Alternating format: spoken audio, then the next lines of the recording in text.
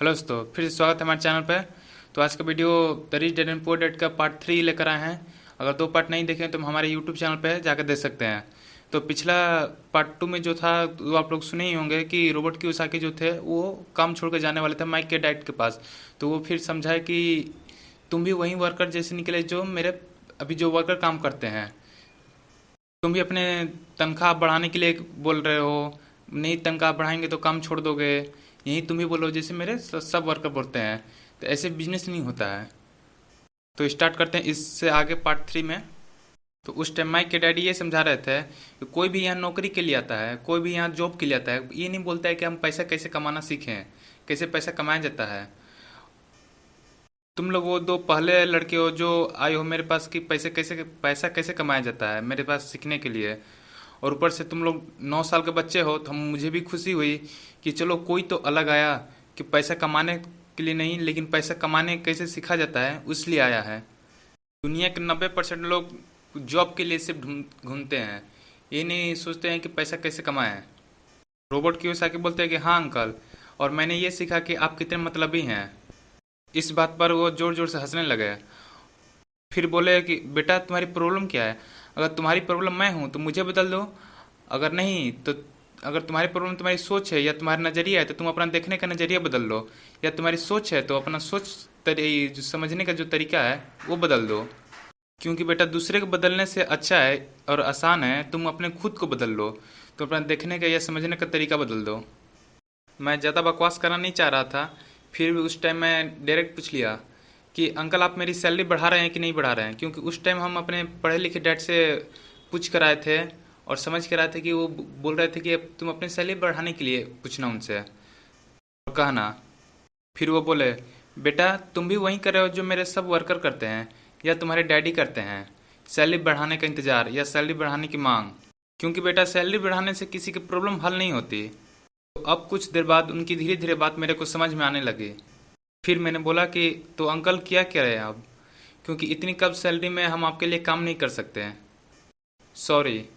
तो उन्होंने कहा बेटा हम सैलरी तो बढ़ा देंगे लेकिन हम सैलरी बढ़ाएंगे तो तुम्हारे खर्चे बढ़ जाएंगे, क्योंकि उस टाइम तुमको पैसा खर्च करने के रिगार्डिंग सोचने का तरीका बदल जाएगा। लेकिन एक बात वो ऐसे बोले जो मुझे बहुत अच्छी लगी और लोगों से उनको बहुत अलग बनाती थी। अगर बेटा तुम यही काम आगे चलकर इसी पैसे पर करते रहते कुछ दिन और, तो हम खुद तुमको यहाँ से निकाल देते, इस काम पर से निकाल देते, बोल देते कि हम तुमको नहीं सिखा सकते बेटा। अभी तुम कुछ देर पहले मुझे तुम क्रूर बोले थे, सिर्फ अपना काम निकालता हूँ और वर्कर्स को पैसे नहीं बढ़ाता हूँ। बेटा ऐसा नहीं है, वो खुद अपना काम मेरे को देते हैं, अपना काम करके मेरे को पैसा देते हैं, क्योंकि वो उनकी मजबूरी है।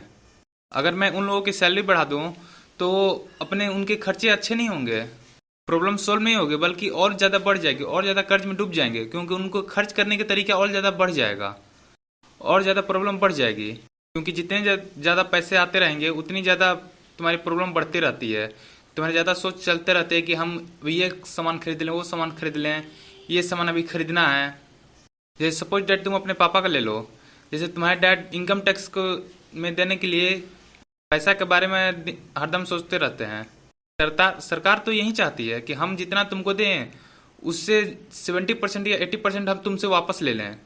मानोगे नहीं, हम तुम्हारे डैड से ज़्यादा पैसा कमाते हैं लेकिन तुम्हारे डैड से कम टैक्स देते हैं।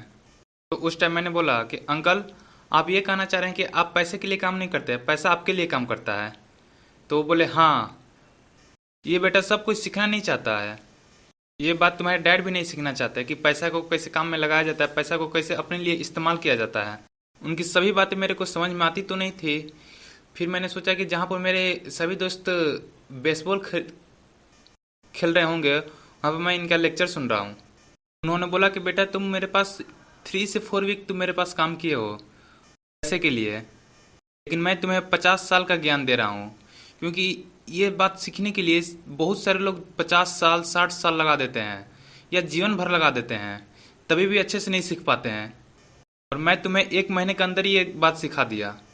उन्होंने बहुत प्यार से पूछा अच्छा बेटा तुमको इंतज़ार करना अच्छा लगता है, जैसे मेरे सारे वर्कर्स करते हैं। फिर मेरे को इशारा करते हुए दिखाए कि देखो मेरे स्टाफ को। तो वहाँ पर 2 उनके स्टाफ बैठे हुए थे, जो मिसेस वार्टन थी, जो 4-4 वीक से जो हम यहाँ काम कर रहे हैं, 4 वीक से वो वहीं पे बैठी हुई थी। तो उन्हें बताया कि देखो, अगर तुमको इंतजार करना अच्छा लगता है तो इनके जैसा तुमको बनना पड़ेगा, क्योंकि बेटा तुम इतने हार्ड काम कर रहे हो, इतने हार्ड वर्क कर रहे हो, और जब पैसा हाथ में आए उस टाइम तुम इनकम टैक्स में दे दो, अपने बिल पेमेंट में कर दो। और सरकार तो इसमें आगे रहती है कि हम अपना पैसा कैसे निकालें। फिर तुम्हारे पास क्या बच जाता है? कुछ नहीं। तुम ऐसा बनना चाह रहे हो? तो मैंने कहा कि नहीं अंकल। उन्होंने कहा कि अगर तुम सीखना चाहते हो कि पैसा कैसे कमाया जाता है तो जाओ काम पर लग जाओ। तो मैंने कहा ठीक है अंकल, मैंने तो सोचा था कि इस बार सैलरी बढ़ेगा। लेकिन फिर बोले वो कि पिछले बार तो मैं तुम्हें 30 सेंट्स दे रहा था, इस बार मैं तुम्हें 1 रुपया भी नहीं दूंगा, 1 सेंट्स भी नहीं दूंगा। तो फिर मैंने बोला कि क्यों? तो उन्होंने कहा कि अगर तुम ही ने कहा था कि हाँ अंकल मैं काम सीखना चाह रहा हूँ, मैं पैसा कमाना सीखना चाह रहा हूँ, तो तुम पैसा कमाना सीखना चाह रहे हो तो जाओ काम पर लग जाओ, अगर नहीं सीखना चाह रहे तो जाओ, तुम यहाँ जॉब छोड़ सकते हो। तो मैंने कहा कि अंकल ऐसे कैसे हो सकता है कि पिछले बार तो आप पैसा दे रहे थे, इस बार तो कुछ भी दीजिए पैसा, कुछ भी 1 सेंस या 2 सेंस भी दे दीजिए, क्योंकि बिना पैसा का काम कैसे कर सकते हैं हम। उन्होंने कहा कि ठीक है, हम तुम्हें 1 घंटे के 20 सेंस देंगे, ले लो, और तुम ही बन जाओ मेरे वर्क जैसे सभी वर्कर्स हैं वैसे बन जाओ। फिर मैंने सोचने लगा कि मैं पैसा बढ़वाने के लिए आया था या पैसा अपने घटवाने के लिए आया था, क्योंकि उस टाइम तो मेरे को 10 सेंस मिलते थे, और अब मेरे को काम करने के लिए एक भी सेंस नहीं मिल रहा है, 0 मिल रहा है।